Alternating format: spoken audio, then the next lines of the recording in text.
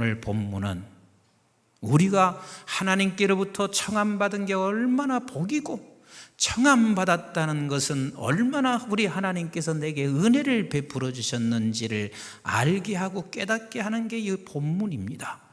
지금 잔치집에 대한 이야기를 말씀하시고 있습니다. 어마어마한 잔치를 베풀었습니다. 그런데 그 잔치를 베풀었더니 저들에게 초청하니까 뭐라고 하고 있냐면, 나는 땅을 샀습니다. 그래서 땅을 일구러 나가야 돼요. 나는 지금 소 5겨리를 샀어요. 그래서 그걸 길들이러 나가야 돼요. 나는 장가 들었어요. 그래서 내가 갈 수가 없어요. 그랬더니 주인이 종들에게 이렇게 말합니다. 얘야, 사거리에 가서 누구든지 다 이 잔치집으로 데리고 와라. 사거리로 가서 저들을 초대합니다. 그런데 그 사거리에 있는 사람들은 절뚝발이요 맹인들이었습니다. 그런데도 다 채워지지 않으니까 다시 종들에게 말을 합니다. 얘야, 다 강권하여 데려다 채워라. 그래서 산과 골목과 이런 데 살고 있는 사람들을 강권하여 거기를 채우고 있습니다. 이게 전도용이 아니에요. 이게 무슨 소리인 줄 아세요? 앞부분에 밭을 갈러 그리고 소 5개리를 길들이러 장가, 이것은 지금 바리새인들을 가리키고 있습니다. 얘들아, 너희들을 지금 초대했다는 게 얼마나 너희들은 복인데, 그러나 모두가 다 그 사람들만 바리새인이라 모두가 다 절대로 예수 그리스도께서 초대한 것이 얼마나 큰 것인지, 이 복음 안에 있는 것이 얼마나 큰 것인지, 우리가 천국의 그 잔치 자리에 우리를 초대한 것이 얼마나 큰 것인지 아무도 몰라. 이게 부패된 인간이요. 그런데 그 다음에 길거리에 나가서 절름발이 맹인 그리고 산골짜기에 있는 사람들은 당시에는 그들은 사람으로 취급받지도 않았던 존재들이에요. 그 사람들을 다 강권해서 데리고 와라 하는 이 말씀의 뜻은 무슨 뜻이냐면, 이 잔치 자리에 온 것은 내 힘으로 온 게 아니야. 아무도 이 잔치 자리에 올 수 있는 사람이 없어. 그런데 내 힘이 아닌 전적인 하나님의 은혜로 우리를 이곳에 지금 세워졌다는 사실을 우리는 기억하라는 말이요. 긍휼이 풍성하신 하나님이 우리를 사랑하신 그 큰 사랑, 지금 이 그 큰 사랑이 우리에게 지금 임한 사랑이란 말이에요. 청함받은 복 있는 사람, 은혜를 입은 저와 여러분들이 그 큰 사랑을 입었어요. 그 큰 사랑으로 인하여 5절 시작. 허물로 죽은 우리를 그리스도와 함께 살리셨고 너희는 은혜로 구원을 받은 것이라. 또 함께 일으키사 그리스도 예수 안에서 함께 하늘에 앉히시니 그랬습니다. 그렇습니다. 저와 여러분들의 생명은 하나님의 생명이요, 영원한 생명이요, 예수의 생명이요, 그 생명은 하늘로부터 내려온 생명이란 말이에요. 이 생명을 소유한 우리란 말이에요. 그런 생명을 소유한 우리는 그 크신 하나님의 은혜로 생명을 소유했으니 너들 이렇게 살아야지. 7절 시작. 이는 그리스도 예수 안에서 우리에게 자비하심으로써 그 은혜의 지극히 풍성함을 오는 여러 세대에 나타나려 하심이라. 네가 받은 지극히 풍성한 은혜를 너는 가정에서 그것을 나타내고, 그리고 네가 받은 지극한 풍성한 은혜를 너의 삶의 현장에서 반드시 나타내며 살아라. 그런데 그 지극히 풍성한 은혜가 어떻게 왔다고요? 너희는 그 은혜에 의하여 믿음으로 말미암아 구원을 받았으니 이것은 너에게 난 것이 아니요 하나님의 선물이라.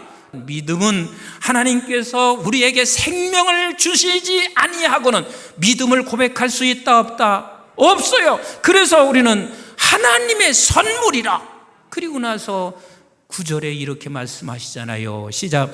행위에서 난 것이 아니나 이는 누구든지 자랑하지 못하게 함이라.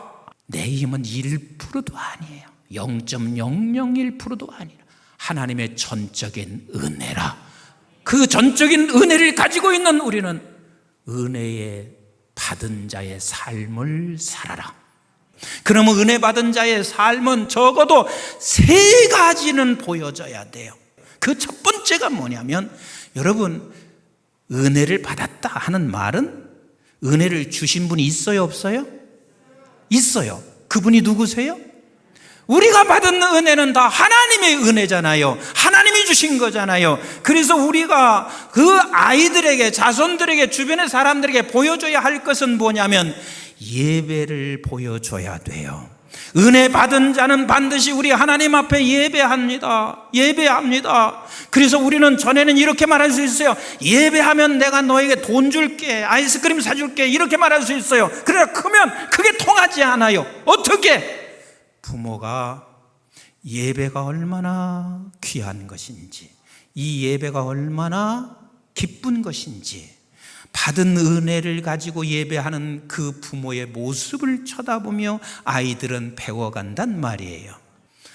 어떤 분은 너무 기다려서 토요일부터 예배를 준비하기도 하고 아침에 일어나서 기쁨으로 뛰어가는 그 모습을 우리 아이들은 지금 보고 있단 말이에요. 그렇게 보면서 우리 아이들이 지금 그것을 배워간단 말이에요. 은혜 받은 자의 삶 두 번째는 감사입니다. 우리의 감사의 근거는 딱 하나밖에 없어요. 내가 의의 종이 됐다는 거, 이게 감사의 근거입니다. 여러분들에게 여러 차례 말씀드렸습니다. 감사는 선택이요, 그리고 하나님의 명령이요.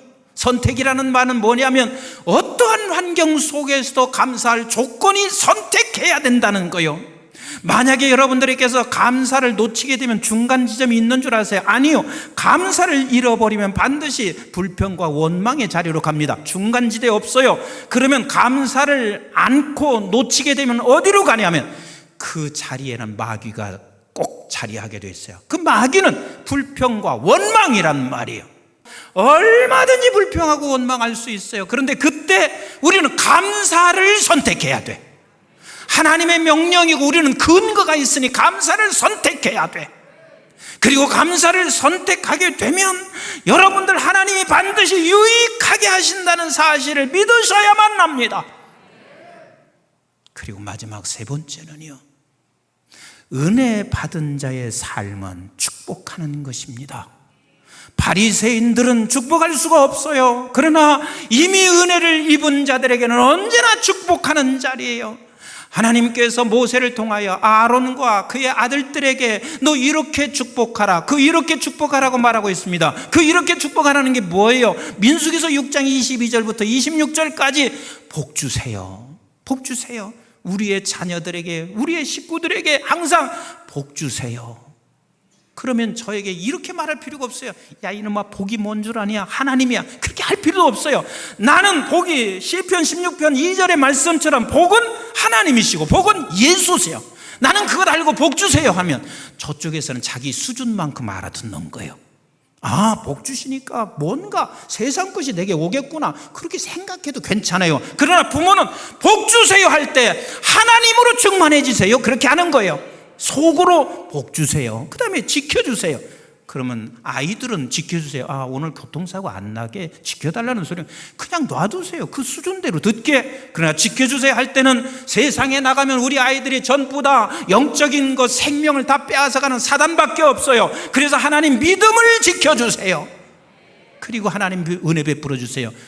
그 아이는 들을 때 은혜 베풀어 주세요 하면 아, 나에게 뭔가 새로운 은혜가 있는가 보다, 뭔가 더 있겠구나 생각할 수 있어요. 수준대로 알아듣게 놔두시란 말이에요. 우리는 이미 하나님의 은혜 충분하게 받았습니다. 그 은혜를 저가 깨닫게 해달라는 말이란 말이에요. 그리고 평강 주세요. 평강은 하늘로부터만 오지 세상으로부터, 땅에서는 절대로 평강이 없어요. 그 평강을 주옵소서. 이 축복을 날마다 하는 거예요. 은혜 받은 자의 삶은 축복하는 자예요. 사랑하는 성도 여러분, 저와 여러분들은 청함받은 복을 소유한 자입니다. 그런데 이 청함받은 복은 하나님의 100% 은혜입니다. 그래서 우리는 그 은혜 받은 자의 삶을 예배로, 찬송으로 나가고 감사로 하나님 앞에 서고 그리고 축복하는 자로 서서 우리 한번 나도 살고 내 가정도 살고 교회도 살리고 민족을 살리는 저와 여러분 되시기를 주의 이름으로 축원합니다. 축원합니다.